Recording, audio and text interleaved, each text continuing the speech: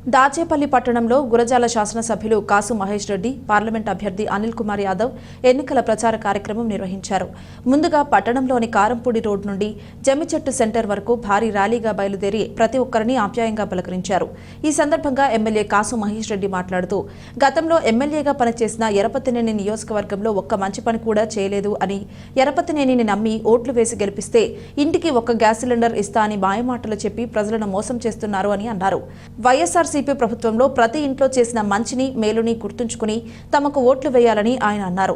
Parliament అభ్యర్థి అనిల్ కుమార్ యాదవ్ మాట్లాడుతూ, పిఠాపురంలో పోటీ చేస్తున్న పవన్ కళ్యాణ్ చంద్రబాబు దగ్గర ఉండి మరీ ఓడిస్తాడు అని అన్నారు. ఎన్నికలలో చంద్రబాబు ఓడిపోతే పవన్ కళ్యాణ్తో పొత్తు పెట్టుకోవడం వల్లనే ఓడిపోయామని చెప్పే మొట్టమొదటి మాట ఇదే అని అన్నారు. స్థానికేతర అభ్యర్థి అంటూ నన్ను విమర్శిస్తున్నారు. మరి లోకేష్ మంగళగిరికి ఎక్కడి నుంచి వచ్చాడని అన్నారు.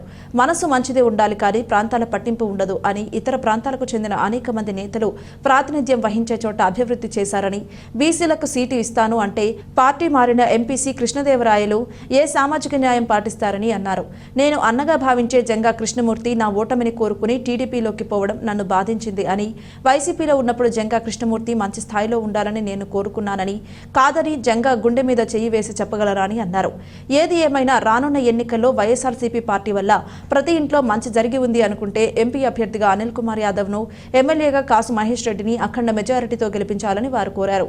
ఈ కార్యక్రమంలో పల్నాడు హాస్పిటల్ అధినేత Chintalapudi Srinivasarao, doctor Ashok Kumar, Dachepalli municipality chairman Koppula Sambaiah, YSRCP నాయకులు, కార్యకర్తలు, కౌన్సిలర్లు తదితరులు పాల్గొన్నారు.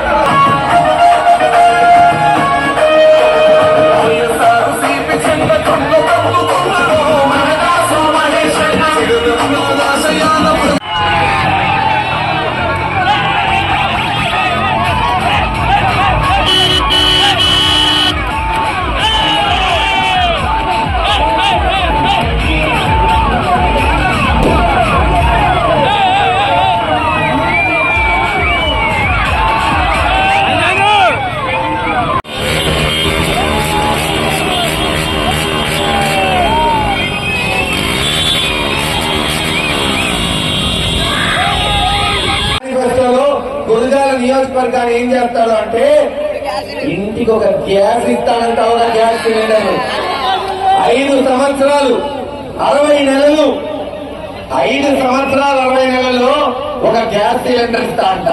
ఒక గ్యాస్ సిలిండర్ అంట ఎంత? 850 రూపాయలు. 60 నెలలకి లెక్కేస్తే నెలకి 14 రూపాయలు, రోజుకి 50 పైసలు. అరే ముష్టేస్తే పిచ్చగాడు కూడా తీసుకోవడం మనమేమో కరువుందయ్యా జలదీక్షతో 218 కోట్లు తీసుకొచ్చాం. వచ్చే సంవత్సరంలో నియోజకవర్గంలోని పిడుగురాల, దాచేపల్లి, గురజాల పట్టణాలతో సహా మీ జీవితాలు మారాలి, మీ బిడ్డల భవిష్యత్తు బాగుండాలని భారతదేశంలో మొట్టమొదటిసారి 4 శాతం రిజర్వేషన్ తీసుకొచ్చారు. కొన్ని వేల లక్షల మంది గడిచిన 17 సంవత్సరాలలో ఇంజనీర్లు అయ్యారు, డాక్టర్లు అయ్యారు, ఐఏఎస్లు అయ్యారు, ఐపీఎస్లు అయ్యారు. ఇప్పుడు మోడీ గారు, అమిత్ షా గారు, బీజేపీ ఏమో ముస్లింలకి రిజర్వేషన్ కట్ చేస్తారంట. ఈ చంద్రబాబు నాయుడు గారేమో వాలంటీర్ని కట్ చేస్తారంట. ఇంటికి వచ్చే పెన్షన్ కట్ చేస్తారంట.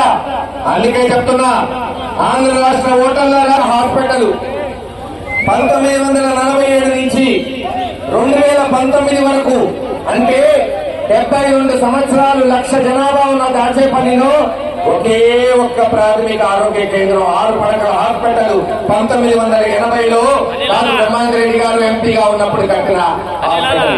తెలుగుదేశం కనీసం ఒక్క హాస్పిటల్ కట్టిందా? ఒక్క హాస్పిటల్ లేదు. ఈ రోజున దాచేపల్లిలో 2వ వార్డులో ఒకటి, నడిగుళ్ళలో ఒకటి, ఇంట్లో భూములు ఎండిపోతున్నాయి. ఇక్కడ కూడా కరువు వచ్చింది. గత పాలకులు కనుక దూరదృష్టి ఉంటే, నీళ్ళ స్కీమ్ తెచ్చుంటే ఈ రోజు నా పరిస్థితి ఉండేది కాదు. మన ఎరపతినేని శ్రీనివాసరావు ఉన్నాడు, మహేష్ రెడ్డి 5 ఏళ్ళు ఎమ్మెల్యే చేశాడు. నేను 30 ఏళ్ల క్రితం ఎమ్మెల్యే, ఎందుకు తగలబెట్టడా ఒక నీళ్ళు ఇవ్వలేదు. ఈ రోజున మహేష్ రెడ్డి దాచేపల్లి పట్టణం కేంద్ర ప్రభుత్వం దృష్టికి తీసుకొచ్చి, కేంద్ర ప్రభుత్వం దృష్టికి తీసుకెళ్లి 16,50,00,000 శాంక్షన్ చేయించాం. వచ్చే సంవత్సరంలో దాచేపల్లి పట్టణంలోని ప్రతి వీధిలో పైప్ లైన్ వేస్తాం. ప్రతి ఇంటికి కుళాయి బిగించి కృష్ణా నీళ్లు మీ ఇంట్లో పడేటట్టు చేస్తాడు మీ బిడ్డ కాసు మహేష్ రెడ్డి గుర్తుపెట్టుకోండి. అంతేకాదు మరోవైపు ఒక దొంగ కూటమితో వస్తా ఉన్నా చంద్రబాబు నాయుడు గారు. అన్నా నేనేమి అడగలే ఎక్కువగా, ఒక్కసారి నిజంగా మీరు ఆలోచన చేయండి చాలు.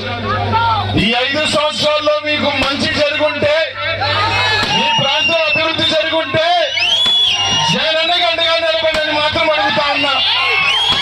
2014-19లో మీకు ఏం జరిగింది? ఇంతైనా మంచి జరిగిందా లేదో ఒక్కసారి ఆలోచన చేయండి. మీకు మంచి జరుగుంటే జగనన్నకి తోడుగా ఉండండి, మాకు ఓటు వేయమని మాత్రం అడుగుతా ఉన్నానన్న.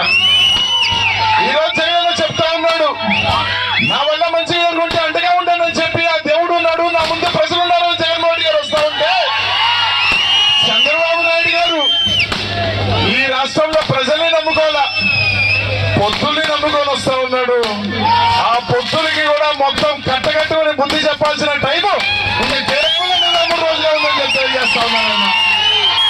ఈరోజు వాళ్ళందరూ కూడా ఒకటి అడుగుతా ఉన్నా. ఒక పక్క చంద్రబాబు నాయుడు చెప్తాడు, ఇక్కడున్న తెలుగుదేశం నాయకులు కూడా చెప్తా ఉన్నారు ఏమని, అభివృద్ధి జరగలేదు అని.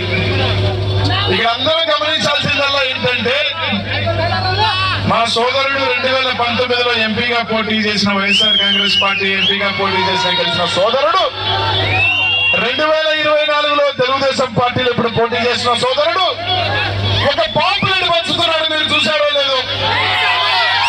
మెడికల్ కాలేజ్ తెచ్చాం, హైవేలు తెచ్చాం, వర్క్ పురుషులు ఎదు వంశాన్ని చెప్పిన మీ యాదవ్ సోదరుడికి టికెట్ ఇస్తానంటే మాత్రం అవతల వెళ్ళి ఓడిపోవాలని చెప్తా ఉన్నాం.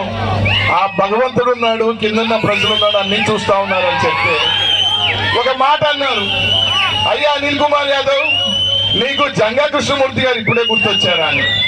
ఇక్కడి నుంచి చెప్తున్నానన్నా, గుండెల మీద చేసుకొని చెప్పమను జంగానని.